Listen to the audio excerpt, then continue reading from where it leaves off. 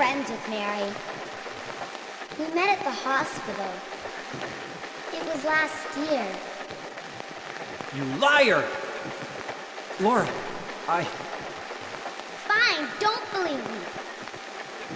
But last year, Mary was already...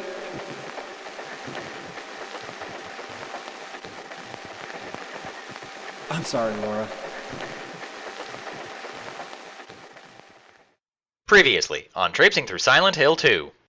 You didn't love Mary anyway. Wait! How do you know Mary's name? It's just a hangover. Want me to open it? Huh? Do ya? What's the magic word? Since we still find ourselves in Brookhaven today, we're going to be dealing with shitty portrayals and treatment of those with mental illness. They're a bit fewer and farther between than they were in the last episode, but please be aware of this as we make our way through a shitty version of an already pretty shitty hospital. Welcome back to an insurance company's darkest fantasy. It is I, Jonathan Charles Bruce, your guide through the painful world of appropriate paperwork, and you are my loyal traipsers, entrusting me to not forget that you are allergic to penicillin. James has found himself in the nightmare version of Brookhaven, and since there isn't much to talk about with the remainder of this level, we're going to be taking a look at some differences between normal and hard mode. First, it seems like a silly thing, but weapons can't clip through obstacles in hard mode. Since the game takes place in a lot of tight corridors, this can be kind of a headache. It's also the only real way to defeat the penultimate boss in this mode, but we'll get to that later on. Next, James happens to run into walls if you build up enough momentum. It's a thing that happens. Long story short, I really do like these changes, and I really wish that they had been included in every difficulty mode as opposed to just this one. With that out of the way, let's sally forth. Hey, what's that? Why, it's the game's biggest fan!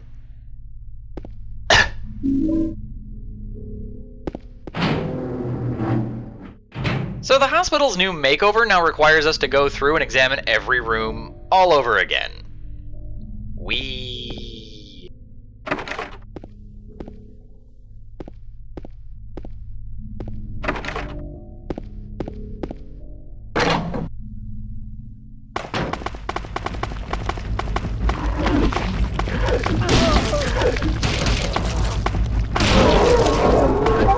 This is the first time I've actually encountered this glitch. It will rarely happen on a normal mode run, but since hard mode has two nurses in here, I guess they get really competitive over who's gonna carve out James's insides, and the loser gets sent to the loser box.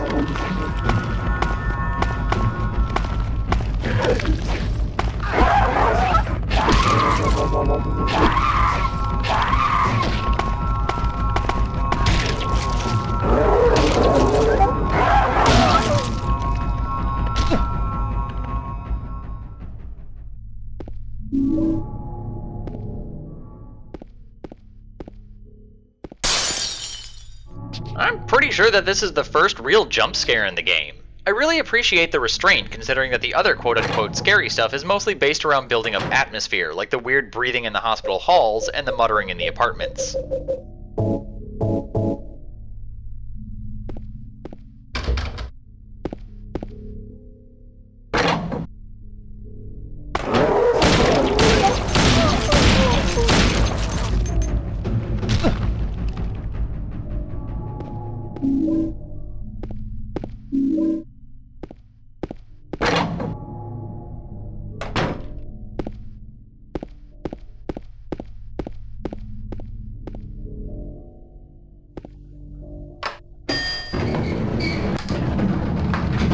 So without any more direction, let's go up to the third floor and work our way down.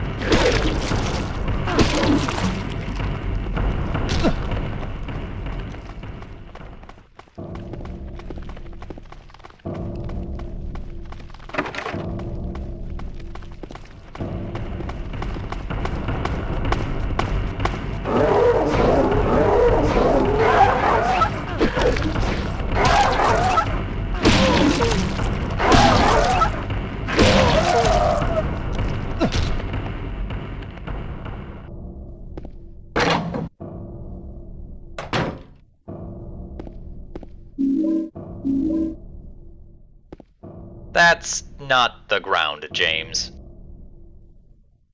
Apparently, one of the consequences of the nightmare world is to make everyone into an amateur poet. This is actually a reference to something coming up. Not a clue, mind you, a reference. Clue implies it's a puzzle. We just need to find a thing and use a thing.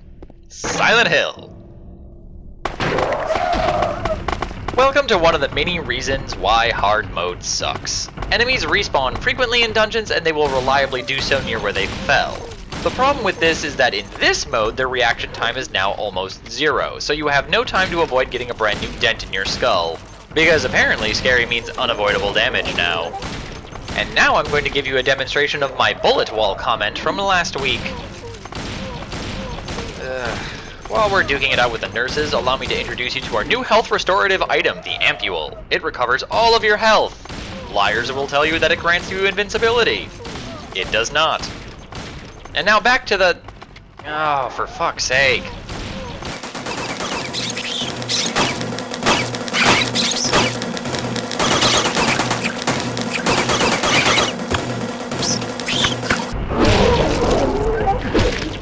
So that debacle took 64 bullets, 4 shotgun shells, and 3 whacks with a pipe to end. Further, I took a health drink worth of damage at the start. So combat really isn't so much threatening as it is tedious. Or, you can just eat some damage and be done with the whole thing, like you're probably going to end up doing most of the time in hard mode anyway. Also, friendly fire is clearly on. It's very satisfying watching a nurse brain one of their compatriots.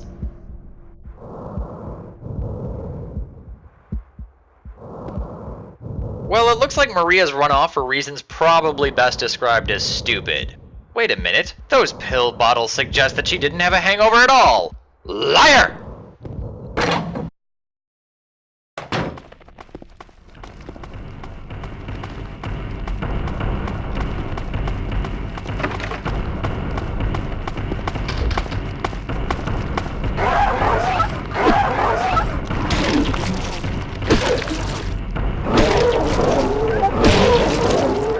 Why the hell are melee weapons so much more powerful in these games compared to the firearms?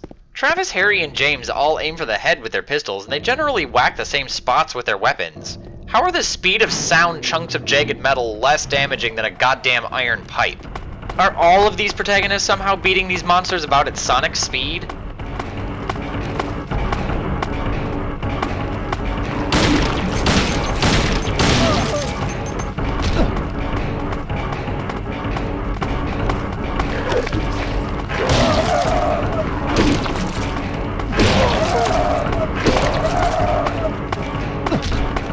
You can clearly see the Nightmare World lump on the nurse's back there. It also has some weird-ass pins in its face.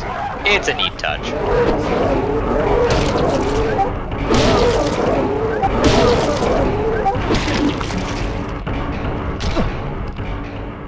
See how much easier this shit is when they all go single file?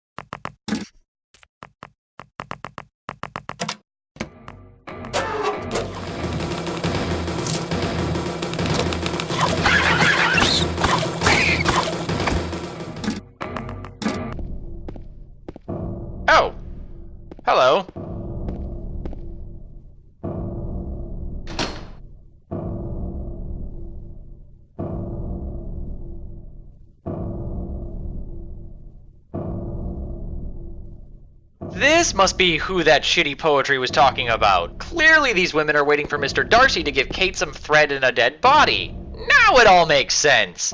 I mean, that did happen in Pride and Prejudice, right? So we conclude our brief and stupid foray into hard mode. Until a bit at the end, everything else in this episode will be at normal action difficulty. The big differences are that I have my stock of health drinks and bullets untouched.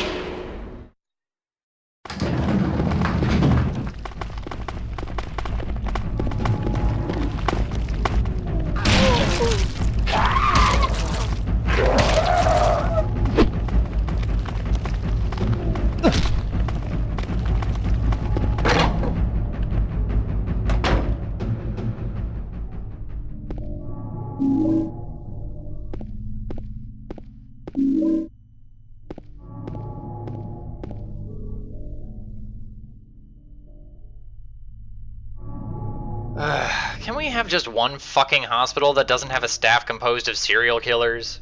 For once? For me?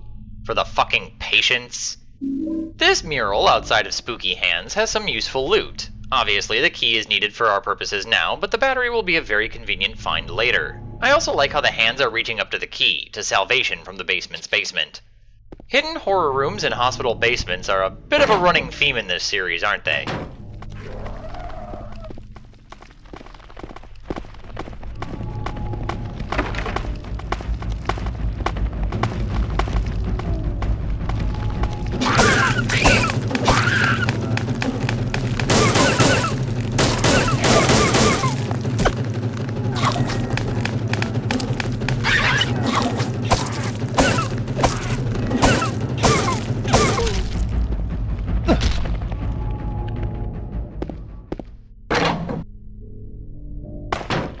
Nope.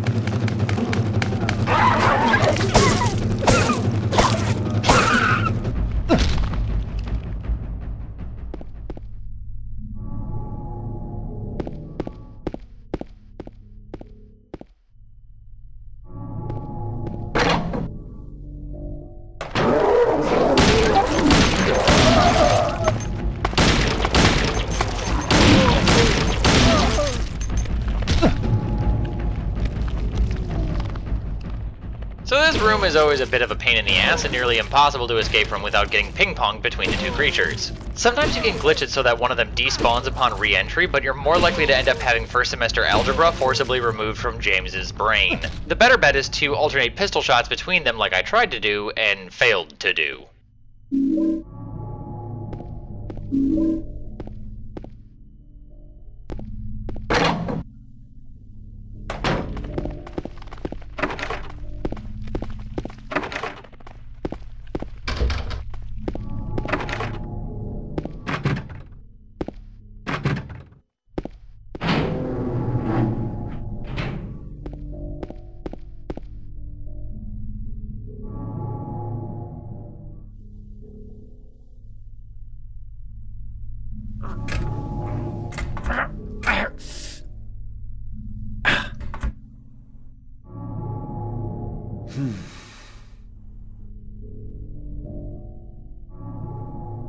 Apparently we're gonna need a buddy to open up that fridge. Maybe Laura's really strong. I bet Angela or Maria could help.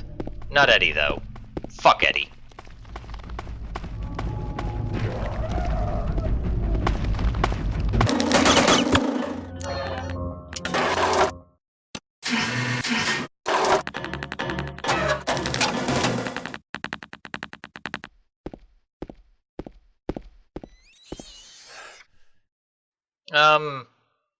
Okay. Pretty sure there's no neonatal wards in this hospital, so, cool.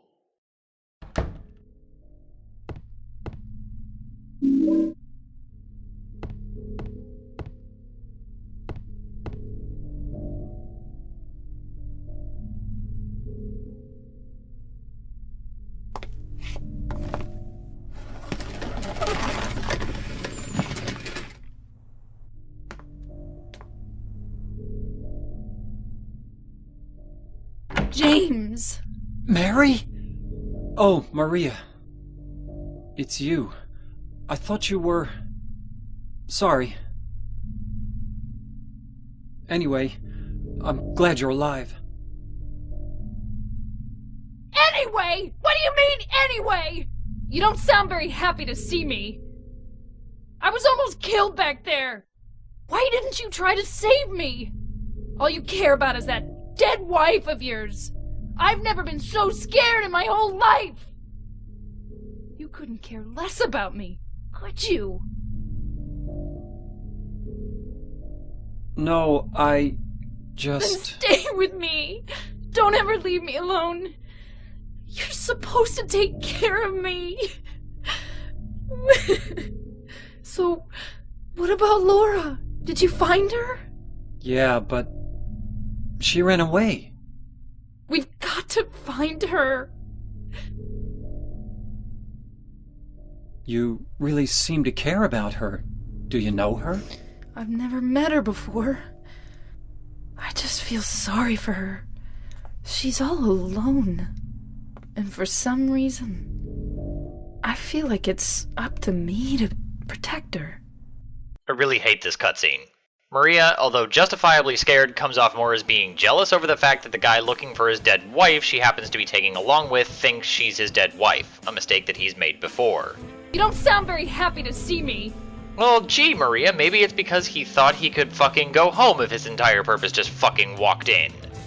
And yeah, she says that she was almost killed back there, but it still all seems to revolve around James's feelings, or lack thereof, for Maria, and how that hurts her own feelings. And then there's this incongruity. James. James never actually tells Maria his name. Ever. She just knows it. Same deal with Laura. James only really mentions it when he lets Maria rest, but she knows it if you try to leave Brookhaven. I do like the intent behind this writing choice, as in most situations this would be a subtly creepy moment if you're paying attention. However, I have two major issues with this. The first is that James never acknowledges it.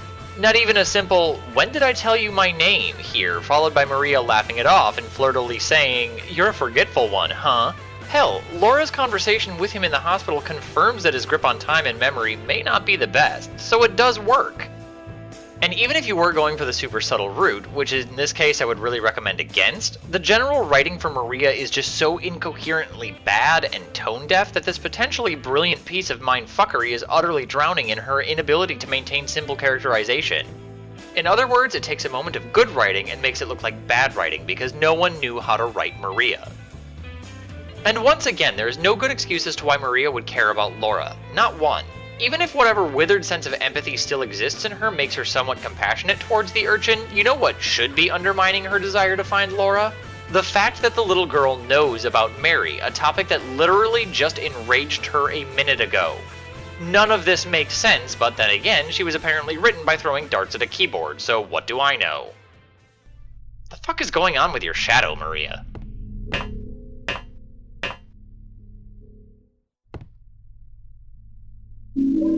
Lo, and we did discover the copper ring in the murder basement. I guess that can go on the hands of the 3D lady arms. Why not?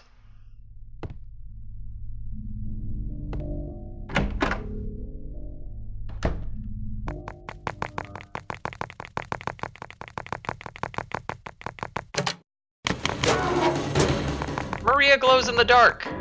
'Cause that's not weird.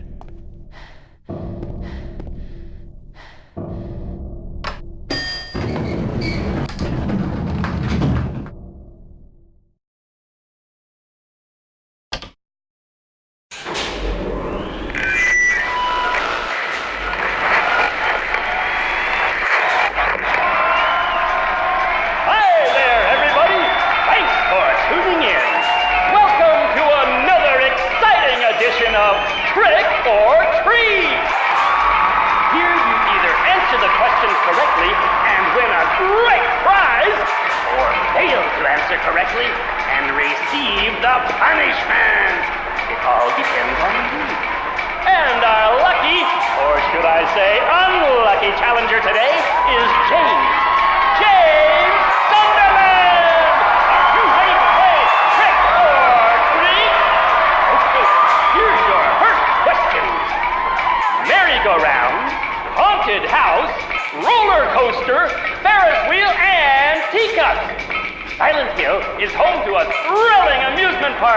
both children and adults love. The question is, what is the name of this amusement park? 1. Fantasyland. 2. Silent Hill Amusement Park. 3.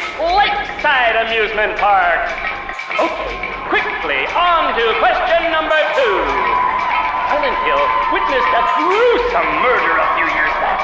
A brother and sister were playing in the road when they were attacked and chopped into pieces with an axe. Torn flesh, smashed bones, splattered blood, and finally, bitter tears. What a terrible tragedy. What a gruesome end to such innocent lives. What was the name of the murderer who committed this vile act? 1.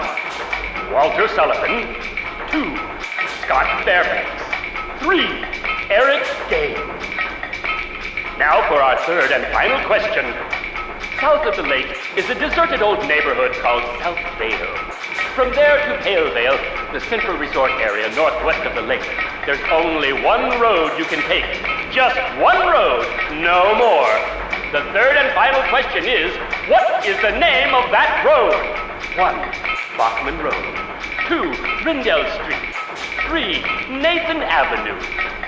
Well, that's the last of our questions. Have you got it all figured out? When you know the answers, head to the storeroom on the 3rd floor to collect your prizes. But be careful if you're wrong. Well then, everybody, thanks for tuning in. See you again sometime. Bye-bye!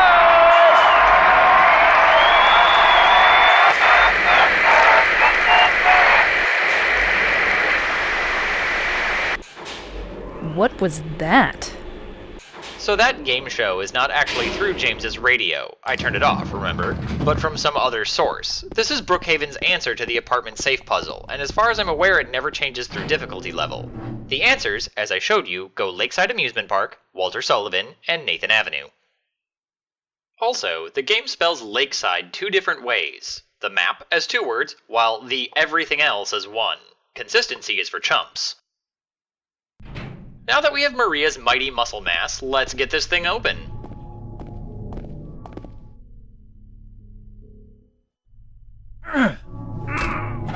You can't open it? Yeah, Maria, give me a hand here. Come on. You're supposed to be the big man around here. How's a little girl like me supposed to help?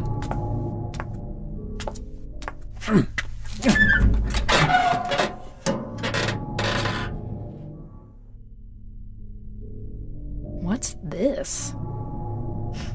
Not very cute, is it? Here, James. You take it. Thanks. See? This is a good cutscene. We needed so much more of this. It shows the two working together. It shows some personality out of both of them, and it shows that they're becoming relaxed around each other, or at the very least, James is relaxing around Maria. It's such a cute scene between the two, and a moment of levity sorely missing from every other moment in this game. We needed a lot more of these throughout the James Mary escort quests, specifically because, well, really, what do we actually get? Maria's getting cranky and trying way too hard to be sexy, and James awkwardly shuffling about. Oh, yeah, that's some great chemistry, guys. Really great. The sole problem with this scene is that apparently the fridge smells terrible, and neither James nor Maria reacted as such when it opened. This is just like Travis not knowing the difference between smoke and fog in Silent Hill Origins. Just because the player can't smell it doesn't mean that it doesn't exist until you say it does, developers. Also, a hideous smell? Never fully trust a thesaurus, kids. While it kind of works, hideousness is connotative to visuals about 99% of the time. We had got our last item, the lead ring, that we need to actually unlock that door. But let's take a detour to get at the sweet storeroom bonus prize that unsettling announcer guy was banging on about. One of the things I really like about James's nightmare is that everything looks sickly, diseased, and just generally really run down and shitty. It's a stark contrast with Alessa's nightmare from the first game, which tends to be red and rusty. It's a shame that Brookhaven is pretty damn boring overall.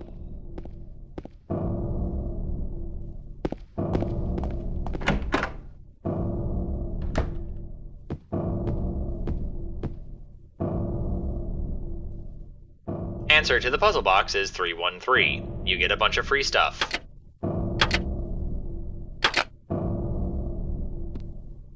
You can get it wrong too, which causes this to happen. I would recommend not doing that last thing.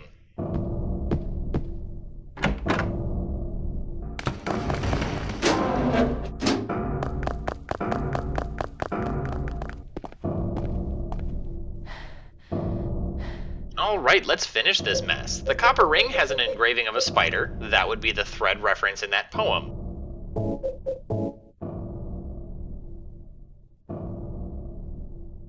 The lead ring has a bloated face on it, so that would be our corpse. Also, the poem referenced the weight of our sins, and lead is heavy, so yeah.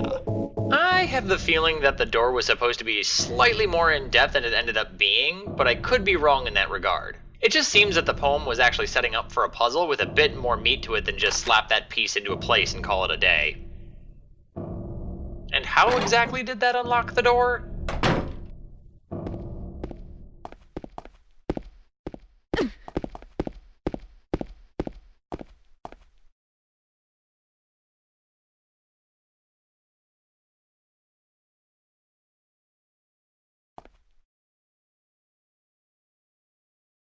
Oh, I'm guessing that's going to be the last we're reading of Joseph Barkin. Glad to see he made it through to the very end, though.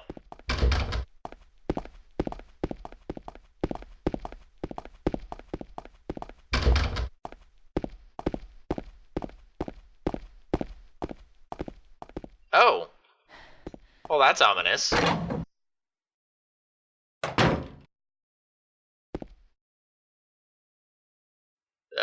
That's also ominous.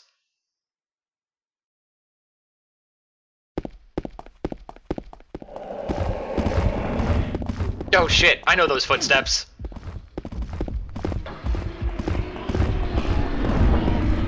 Run, Maria! Why aren't you running? I'll come back for you! We're gonna pause right there. That was the finale of Brookhaven, a mini maze wherein you and Maria are chased down by the antagonist who is taken to hauling around a spear. The big danger in this fight is losing Maria. The antagonist seems particularly keen on going after her, and considering she refuses to run, will make quick work of her. It's actually fairly intense thanks to the obnoxious camera angles, especially if you're using rotational controls. Directional controls make this moment a cakewalk. Hard mode, with the enemy speed and damage boost, is, to the surprise of no one, less hectic and really more of a painful slog. See, instead of just fleeing and hoping for the best, you actually have to turn around at several points and pump 5 bullets into your pursuer. Then you charge up the hull, turn, and repeat. Just don't shoot Maria in the face. Any kind of actual chase momentum is really let down every time you have to do this.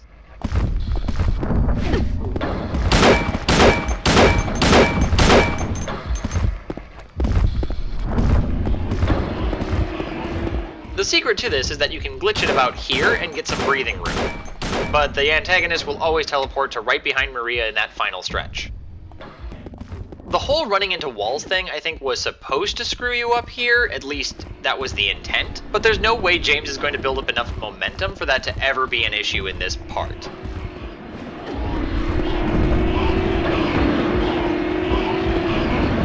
Anyway, on with the show!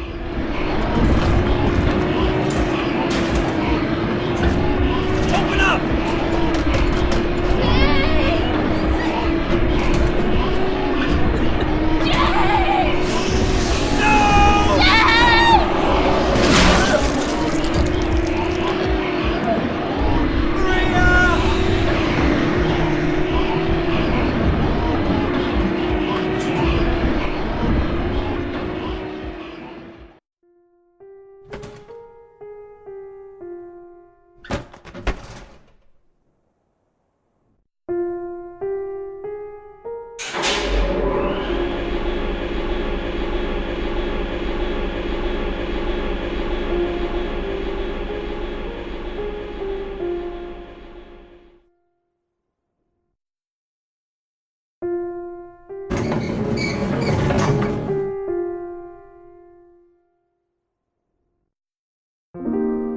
Forgive the silliness of Maria's last moments. The game was never meant for widescreen. Just know that she was supposed to be gored, and now James feels even more like shit since he couldn't save nihilist pixie dream girl.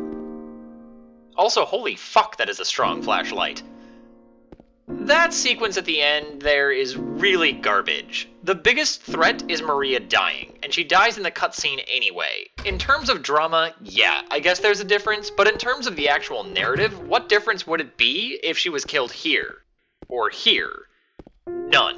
The entire sequence could have been better handled in a longer cutscene of James and Maria fleeing. Or how about this? How about the lady door actually opens into a chasm and James, scrambling to maintain his balance, knocks Maria in with him. When they come to, Maria has an injured ankle and James has to prop her up and help her along. That's when the antagonist appears and, at some point, the player has to let go of Maria or die. What this translates to is, in a panic, James lets go and runs toward the elevator and Maria screams for him to stop. He turns to watch her get impaled before the antagonist starts in on him. James flees. That way, Maria's death is quite literally James's fault. Watch as he struggles when he enters the elevator. It makes sense that he blames himself, of course, but you want the players to feel guilt? Make it a decision that they have to make to survive at the expense of another. And of course, there's someone out there who will claim that losing Maria in the hall would make James suicidal and he would just wait for the antagonist to take him, but I call bullshit. Remember this? Remember this?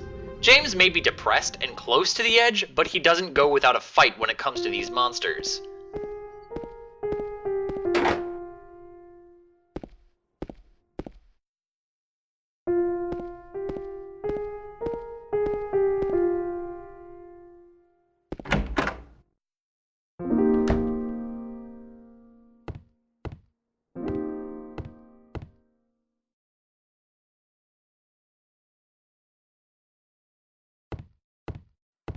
Is that a clutch of spider eggs?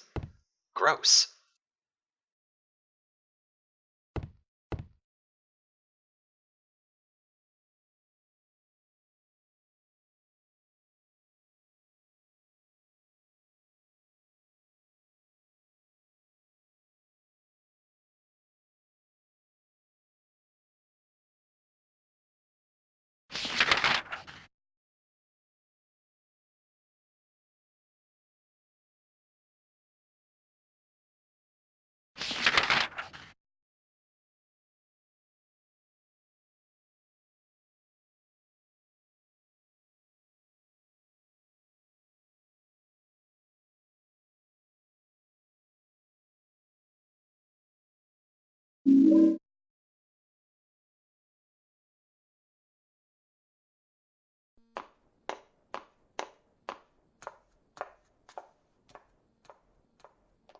Wow, what a convenient note telling us exactly what to do, because organically seeding information is hard. Also, who wrote this? Why? And why bother showing Laura walking down the street? Are we still going after her? Why? Why anything at this point?